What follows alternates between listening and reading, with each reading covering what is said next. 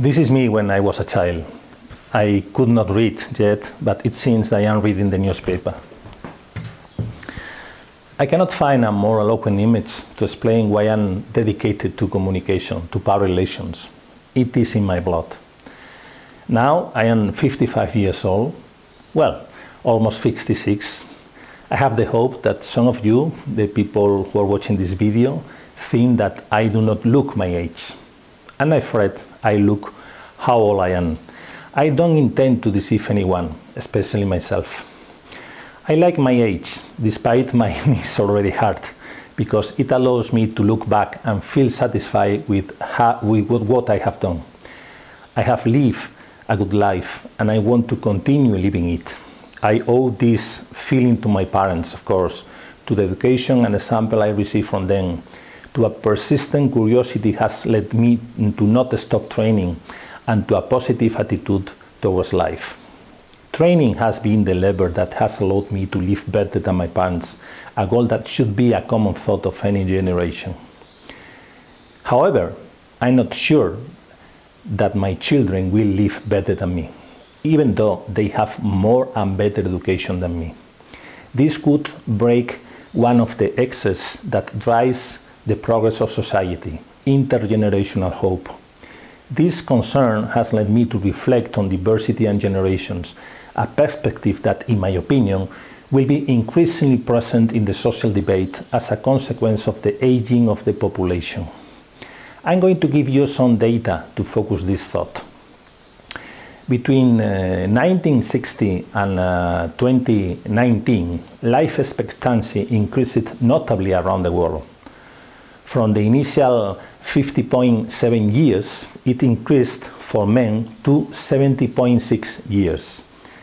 In the case of women, the average life expectancy has increased from 54.6 to 75 years. But it's not the same all over the world. The longest life expectancy is in Hong Kong, Switzerland, and Japan, around 82 years for men and 87 years for women. And the youngest is in three African countries, Chad, Lesotho, and the Central African Republic, with 51 and 55 years respectively. We are talking about a gap of 30 years. In the year 2040, there will be more elderly than children in the world. Another data. 25% of the population of the countries of the European Union will be over 65 in 2050. In Italy, there are already more households with pets than with children.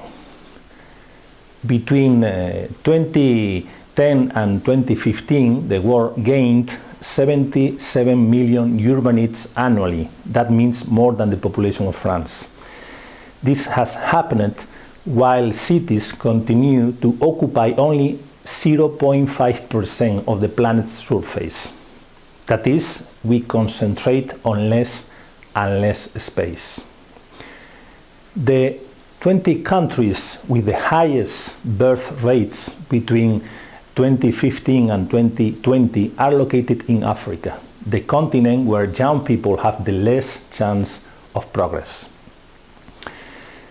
The projections also show that by the year 2022, for every 10 people in working age in Spain, there will be almost 6 inactive, either because they are under 16 years old or because they are over 65 years old.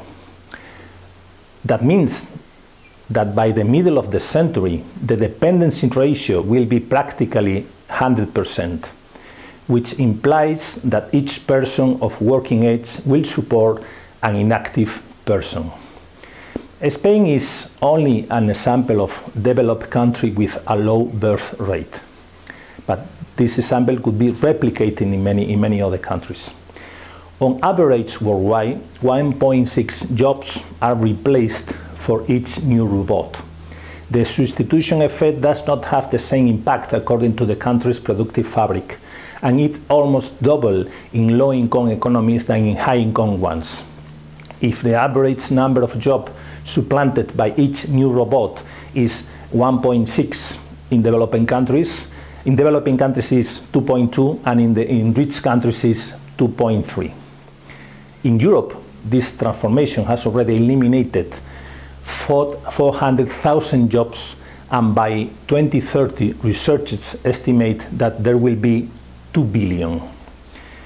The generation of baby boomers, which represents only 16% of the world's population, accumulates 38% of the power, according to the results of the generational power in this report.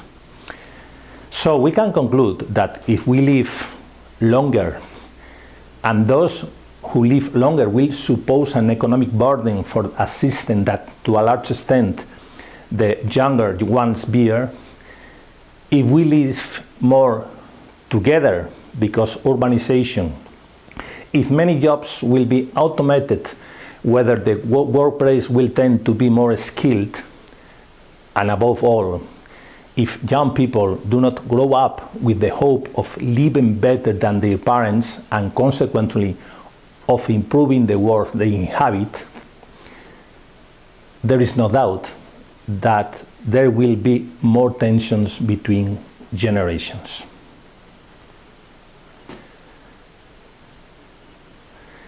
The imbalance in democratic structure can lead to problems such as crisis in educational systems due to the lack of public financial resources, crisis in health systems due to the overload of chronic or age-related diseases, worsening of job insecurity. Older people will tend to occupy the best jobs. Lack of intellectual dynamism in the population. Loss or weakening of collective memory. Always remember the one who has the most memories than the most. A more short-term vision of the world. Temptation of euthanasia to make room for young people. Violence between countries due to their different population structure. Take, for example, a very rich and very old Europe versus a very poor and very young Sub-Saharan Africa. If we look at it from the perspective of communication, it is easy to conclude that we need to promote intergenerational dialogue. The elderly, including myself, although I consider myself in an intermediate age, we have to listen more to the young people. And young people have to talk more with their elders. The system, I mean the institutions, the companies, our families, must provide spaces for conversation to prevent robots from finally making decisions that affect us all. Why do I say that robots will make decisions? Well, because algorithms will be increasingly present in our lives, and the ethical framework in which they program such algorithms will not be innocuous. Communication is a word that has Indo-European roots. It comes from the terms co and main, which means to make community. Communicating is therefore creating communities. And probably those of us who are over 40 years old and are dedicated to power relation and communication have a great responsibility to create this dialogue, precisely because we have a smaller stake in this game. Please, let's rejuvenate our conversations.